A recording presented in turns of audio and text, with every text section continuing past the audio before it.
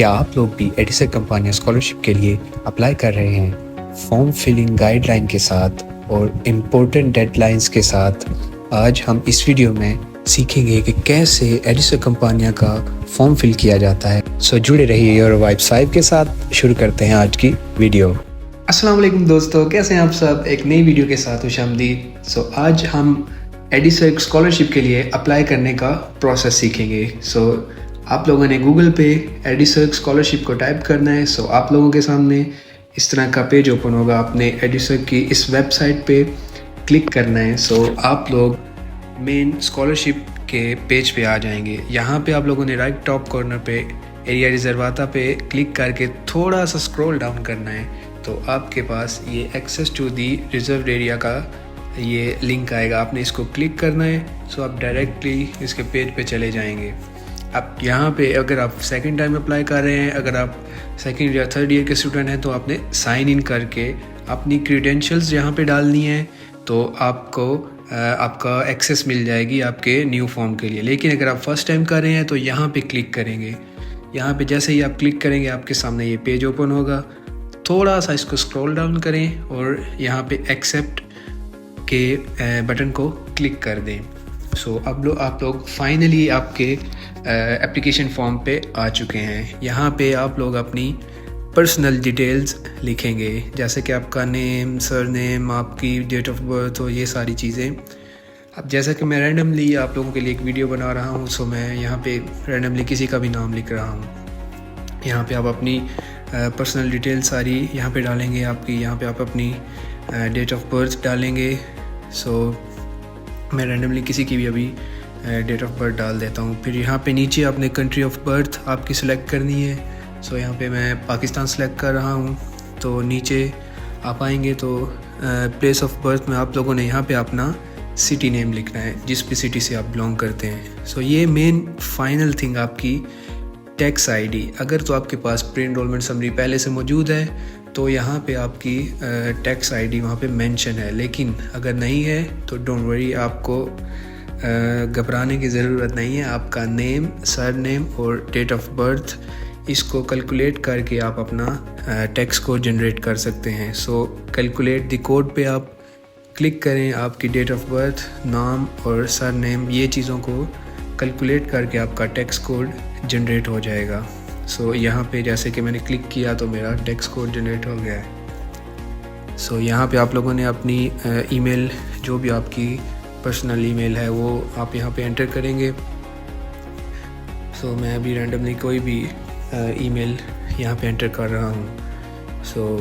यहाँ पे आप लोगों ने अपनी ईमेल एंटर करके यहाँ पे नीचे दोबारा फिर ईमेल एंटर करनी है, और नीचे थर्ड टाइम, क्योंकि आपके पास कोई लीगल मेल नहीं है, पैक जिसको बोलते हैं इटली में, आप दोबारा अपनी ईमेल एंटर कर सकते हैं। ये आपका फर्स्ट पेज कंप्लीट हो गया, आपकी पर्सनल डिटेल। अब आप लोगों ने आफ्टर यू पे क्लिक करना है और आपके सामने आपकी रेजिडेंशियल इंफॉर्मेशन वाला पेज ओपन हो जाएगा। यहाँ पे आप लोगों ने अपनी सिटीज़नशिप को सिलेक्ट करना है। यहाँ पे पाकिस्तान सेलेक्ट करेंगे। नेशन में दोबारा आप लोग अपनी कंट्री को सिलेक्ट करेंगे। यहाँ पे अब इस ऑप्शन में आप लोगों ने दोबारा अपना सिटी नेम लिखना है, जैसे कि लास्ट पेज पे भी आपने लिखा, यहाँ भी आपने अपना सिटी नेम लिखना है। एड्रेस में आप लोगों ने यहाँ पे अल्त्रो का ऑप्शन सेलेक्ट करना है। अल्त्रो का उस ऑप्शन को आप सिलेक्ट करेंगे और यहाँ पे आप अपना एड्रेस लिखेंगे। यहाँ पे मैं रैंडमली 00 लिख देता हूँ वहाँ, लेकिन आप यहाँ पे अपना ओरिजिनल स्ट्रीट नंबर लिखेंगे। जो आपके घर का एड्रेस है वो आपने यहाँ पे टाइप करना है, और आपका ज़िप कोड और ये सारी चीज़ें आप लोगों ने यहाँ पे लिखनी है। यहाँ पे आप लोगों ने अपना मोबाइल नंबर लिखना है, और याद रहे कि मोबाइल लिखने से पहले आपने अपना कंट्री कोड लाजमी लिखना है। जैसे पाकिस्तान का 92 और इटली का 39, इस तरह आपने अपना कंट्री कोड लाजमी पहले लिखना है, और फिर आपने आगे अपना मोबाइल नंबर लिखना है। यहाँ पे आप लोग अपनी रेजिडेंशियल इंफॉर्मेशन लिखेंगे सारी, और इसके बाद आप लोग आफ्टर यू करेंगे तो आपका थर्ड पेज ओपन हो जाएगा। अब यहाँ पे आपने अपने डॉक्यूमेंट्स अपलोड करने हैं, जैसा कि आपका आईडी डॉक्यूमेंट, आपका पासपोर्ट, यहाँ पे आप लोगों ने पासपोर्ट ऑर्डिनरी पासपोर्ट को सिलेक्ट करना है। सो यहाँ पे इशूड बाय जिस गवर्नमेंट की तरफ से आपको इशू है, आई मीन जैसे अगर आप पाकिस्तान से हैं तो आप पाकिस्तान सेलेक्ट करेंगे, लेकिन यहाँ पे आप लोगों ने एस्त्रो का ऑप्शन सेलेक्ट करना है, क्योंकि आप इटली के बाहर हैं तो आप एस्त्रो मतलब आउटसाइडर्स में आएंगे। तो यहाँ पे आप लोगों ने अपना पासपोर्ट नंबर लिखना है। मैं अभी रैंडमली किसी का भी नंबर लिख रहा हूँ। यहाँ पे आप लोगों ने दोबारा अपनी कंट्री जो है वो लिखनी है, जिस कंट्री से इशू हुआ है पासपोर्ट, और यहाँ पे आप लोगों ने सिटी नेम दोबारा लिखना है, जैसे कि प्रीवियस 2 पेजेस पे भी लिखा था। और नीचे आपने आपकी पासपोर्ट की इशू डेट और एक्सपायरी डेट ये दोनों लिखनी है। सो मैं रैंडमली किसी के भी डाल देता हूँ एक्सपायरी डेट, लेकिन आप लोगों ने अपनी ओरिजिनल एक्सपायरी और इशुएंस डेट यहाँ पे लिखनी है। सो इसके बाद जब ये आप लिख लेंगे तो इसके बाद आप लोगों ने यहाँ पे अपना डॉक्यूमेंट अपलोड करना है। यहाँ पे आप फाइल्स में जाके अपना पासपोर्ट की PDF या कुछ भी पिक्चर आप वो अपलोड कर सकते हैं। सो यहाँ पे अपनी पासपोर्ट को अपलोड करते हैं। सो ये मेरा अभी पासपोर्ट यहाँ पे अपलोड हो चुका है। सो यहाँ पे मैं कंटिन्यू करूँगा। सो गाइज फाइनली हमारा स्कॉलरशिप का प्रोसेस 90% डन हो चुका है। अब यहाँ पे आप लोगों ने अपना पासवर्ड राइट करना है, जो आप लोगों को कभी भी दोबारा एडिसर्क के पेज पे लॉगिन करने के लिए ज़रूरत पड़ेगा। सो ये पासवर्ड लाजमी आप लोगों ने याद रखना है, क्योंकि इसके अलावा आप लोग कभी भी एडिसर्क के पेज पे लॉगिन नहीं कर सकते। सो यहाँ पे आप लोगों ने पासवर्ड लिख के उसको अच्छे से रिमेंबर करना है, क्योंकि ये नेक्स्ट टाइम आपको काम आएगा। सो यहाँ पे अभी पासवर्ड लिखते हैं और इसके बाद आप लोगों ने ये आफ्टर पासवर्ड यहाँ पे लिख के इसके बाद आप लोगों ने आफ्टर यू के बटन को क्लिक करना है। तो आप लोगों का फाइनली ये जो एप्लीकेशन है स्कॉलरशिप के लिए ये आपकी कंप्लीट हो जाएगी। अभी यहाँ से आफ्टर यू गए, सो अब हमारी कंप्लीट जो है वो एप्लीकेशन सबमिट हो चुकी है। सो अभी आफ्टर यू करके हम दोबारा वही लॉगिन वाले पेज पे चले जाएंगे। जैसे अभी यहाँ से आफ्टर यू किया तो हम डायरेक्ट उसी पेज पे चले गए। अब आप लोगों ने भी यहाँ पे साइन इन वाले ऑप्शन को सेलेक्ट करना है। तो अभी जो आप लोग इसको सेलेक्ट करोगे तो आपके पास लॉगिन का ऑप्शन आएगा। तो आप यहाँ पे आपने अपना वही कोड जो फिस्कारे मतलब टैक्स आईडी जो जनरेट हुई थी वो लिख के आपने यहाँ पे वही पासवर्ड जो भी आप लोगों ने वहाँ पे किया है लिखा है पासवर्ड, वो वाला पासवर्ड लिख के यहाँ पे आपने लॉगिन करना है। सो आपके सामने इस तरह का मेन एडिसर्क का जो है वो पोर्टल ओपन हो जाएगा।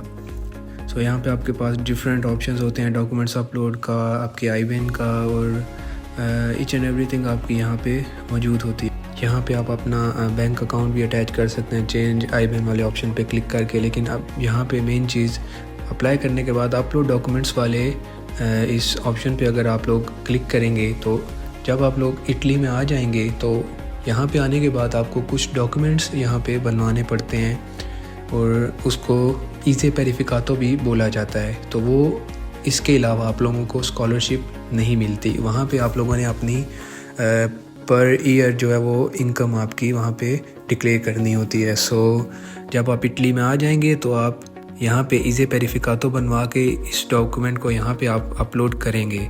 ये आपका फाइनल स्टेप होगा अपने स्टाइपेंड रिसीव करने के लिए। और इस डॉक्यूमेंट को बनाने के लिए आपको पाकिस्तान से आपकी फैमिली कंपोजिशन सर्टिफिकेट वो लेके आनी है और आपका ग्रॉस एनुअल फैमिली इनकम 2024 का 26-27 इनटेक के लिए 2024 का आपको ये सर्टिफिकेट चाहिए होगा। और इसके अलावा आपके लिए आपको रियल इस्टेट प्रॉपर्टी सर्टिफिकेट वो भी 2024 तक का आपको चाहिए होगा। और इसके अलावा अगर डेडलाइंस की बात की जाए तो स्कॉलरशिप के लिए अप्लाई करने के लिए आप लोगों की डेडलाइन जो है वो 10 सितंबर 2026 इटालियन टाइम के मुताबिक दिन 12 बजे तक और पाकिस्तानी टाइम के मुताबिक 10 सितंबर को दिन 3 बजे तक आप लोग अपनी 26-27 के लिए आप स्कॉलरशिप के लिए अप्लाई कर सकते हैं। इसके बाद 31 अक्टूबर को आप लोगों की पब्लिकेशन ऑफ प्रोविजनल रैंकिंग्स यानी आपकी रैंकिंग लिस्ट लगती है, जिसमें अगर आप लोग एलिजिबल हो, आपका नाम उस रैंकिंग में मौजूद है, तो दिसंबर में आप लोगों को फ़र्स्ट इंस्टॉलमेंट मिल जाती है। लेकिन अगर आप ईज़े वेरिफिकातो आप लेट आए हो, आपने अपलोड नहीं किया, तो 31 दिसंबर को आप लोगों की पब्लिकेशन ऑफ डेफिनेटिव रैंकिंग्स यानी लास्ट रैंकिंग लिस्ट लगेगी।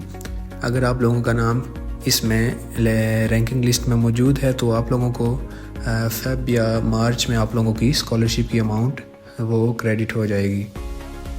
तो मार्च 31 को 2027 को ये लास्ट डेट होगी ईज़े वेरिफिकातो को अपलोड करने के लिए। अगर आप इस डेट तक अपना ईज़े वेरिफिकातो अपलोड कर सकते हैं तो आप इस साल की स्कॉलरशिप के लिए एलिजिबल हैं।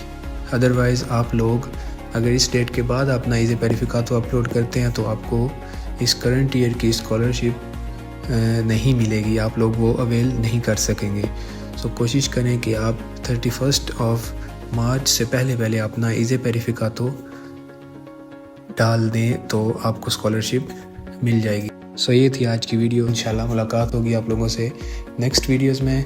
और अगर आप लोगों को इस चैनल से कुछ इन्फॉर्मेटिव चीज़ें मिल रही हैं तो काइंडली फॉलो, लाइक और सब्सक्राइब लाजमी कीजिएगा। अल्लाह हाफिज़।